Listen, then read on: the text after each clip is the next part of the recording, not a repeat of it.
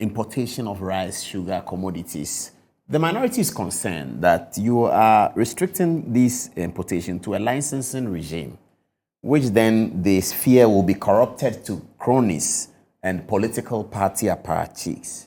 They are not happy with that. What's that policy about? Well, I think we should put this in proper context. Countries that are heavily dependent on imports suffer from currency depreciation, they suffer from productivity, they suffer unemployment, etc., etc. Because the domestic economy is not going to grow. Industries are not going to grow. And therefore, any country that is seeking to support domestic production, that should be supported. Such policy must be supported. And so to restrict imports in favor of domestic production is about the best policy in a country. So does it mean no one will import rice anymore? People will import rice, but it has to be dependent on our domestic production capacity. If we can produce, why should we? And so the minister has to decide, looking at the data on domestic capacity production, vis-a-vis what we need to import. And that would be the determination, that would be the determinant factor as to how much can be imported. And I don't think that is a bad policy. We should support government. But the question about the importation, the license regime for importation will be corrupted in favor of cronies and party apparatchiks. Yeah, I think it's in our constitution, I think it's Article 296 of the Constitution. The discretionary. Yes. It also requires regulations, to be passed to govern the exercise of discretion. And so those were the regulations that were taken to Parliament, Okay, to guide the process of the license. To guide the process of So I cannot come to you and say, I was your friend at Kivas, can you give me license? Yes. It doesn't work like that. Yeah, the process must be transparent because the exercise of discretion must be candid, and transparent. Not capricious. Not capricious. It has to be guided by rules. And those rules are the regulations that the minister took to Parliament for Parliament to approve. Sanitary ware, you have taken off the taxes for domestic production. Can domestic production satisfy the demand of sanitary ware in Ghana? Oh, yes. We have looked at with the a population data. of 30 million, majority of whom are women. Yes, we've looked at the data. If you just allow me to make reference to the data I have here. We've looked at the data and we were convinced that we have enough domestic capacity to produce sanitary pads in Ghana. There are about 2 companies that are producing sanitary pads. And then these companies have demonstrated that they have capacity to produce it on the domestic front. For example, Sunda FM, they have an installed capacity. Modulation, a radio station. Sunda F, no, not F, no, it's Sunda FM Manufacturing Limited. Okay.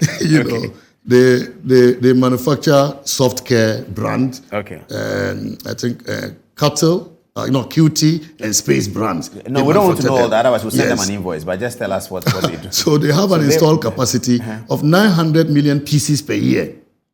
Okay? At the moment, they are doing just 600 million pieces.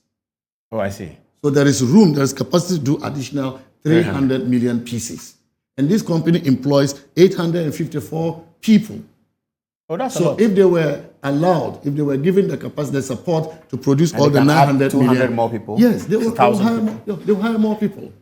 And so if you waive import duty for them so that they can be able to support our economy, not just by meeting the domestic demand, but also creating jobs and creating wealth for our economy, is it a wrong thing to do? Then you come to another company, Faye International Limited. They have installed capacity of 60 million pieces per year. They are doing just 18 million pieces. So is government responsible when government, removes VAT and other taxes on domestic production to allow them to expand because there is capacity, domestic capacity to meet our demand? Is that a crime? And to employ more people. Yeah, and to employ more people. Oh, tell me, is it a crime? And to buy more raw materials from Ghana that they need. Yes, from Ghana. Is that a crime to do that? It shouldn't be, but have you explained to the minority properly? Yeah, but of course, we sit in the finance committee with them. We analyze all these things. But for them, it is about playing to the gallery. It's about 2024. It's about 2024. But we are determined to govern this country to meet the aspirations of the Ghanaian people.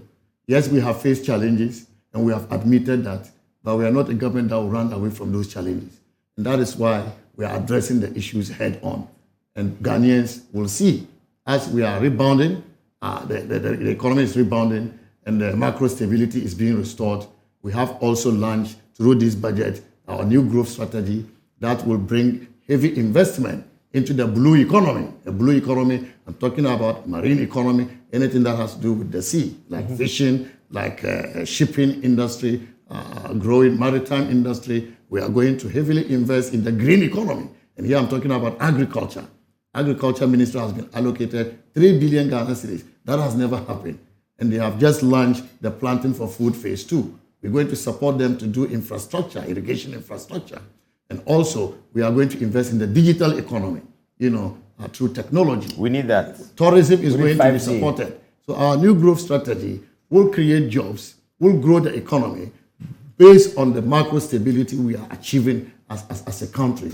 And Ghana will be a different story in the near future.